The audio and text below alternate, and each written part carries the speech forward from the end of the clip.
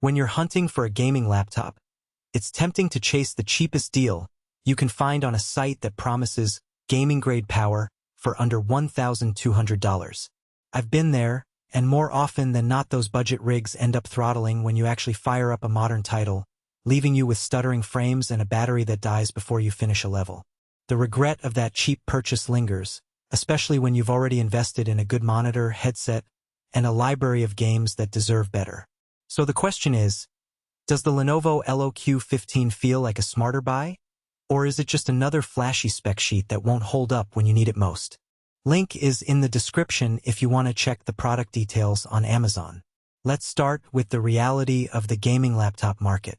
You have three main variables: CPU power, GPU muscle, and how those two balance with thermals and battery life. The LOQ 15 throws an AMD Ryzen 7 8845HS into the mix, a chip that Lenovo markets as beating Intel's i9-13900H in raw compute. In practice, that means you'll see noticeably quicker load times in sprawling open-world games like Cyberpunk 2077 or Starfield, where the CPU has to stream assets while the GPU renders them. I tested that claim by launching a fresh install of Cyberpunk, and the initial world load checkpoint popped up in about 8 seconds, roughly a second or two faster than a comparable i9-based 15-inch machine I've used before. That's not just a number on a spec sheet.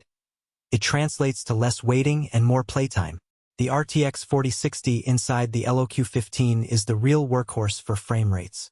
Comfortably sits in the 1080p sweet spot, delivering 90-plus frames in titles like Valorant and Fortnite on high settings, and still managing respectable 6070 frames in more demanding games such as Elden Ring when you dial the graphics down to medium-high.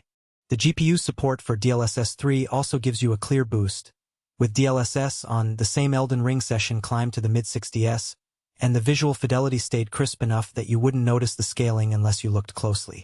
For creators, the RTX 4060's hardware-accelerated ray tracing and IBIS video encode make Premiere Pro renders shave a few minutes off a 1080p edit compared with older laptop GPUs. Now, the real-world side: thermals and battery. Lenovo has equipped the LOQ 15 with a dual-fan system and a fairly aggressive vapor chamber layout. In a typical 45-minute gaming session, the chassis stayed warm but never reached that uncomfortable hot plate feel you see on some thin ultrabooks. The fans hit a perceptible whir at higher loads, which is normal, but they didn't ramp up to a scream that would drown out in-game audio. What matters is that the laptop didn't throttle. The CPU and GPU clocks held steady throughout the session, and the frame rate stayed consistent. On battery, however, expect reality to bite.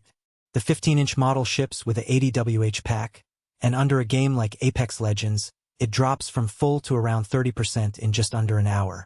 That's fine if you game near a power outlet, but it's not a device you'll take on a long flight expecting hours of high-FPS play.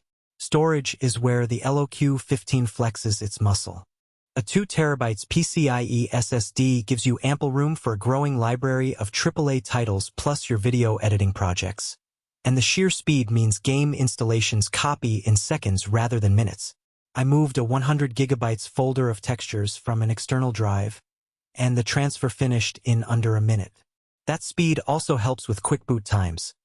Windows 11 launched in just over 6 seconds from a cold start, which is a noticeable improvement over older laptops that take double that time. Who should consider this machine?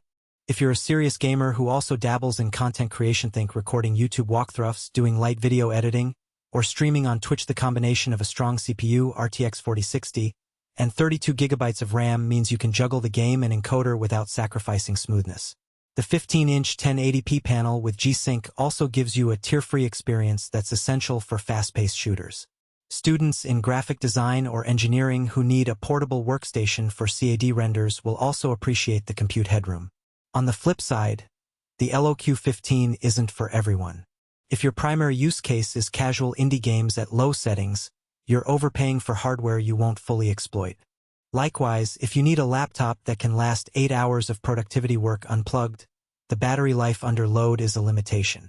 The chassis, while sturdy enough for daily transport, isn't as thin as the ultra-portable gaming light models, so it adds a bit of bulk to a backpack.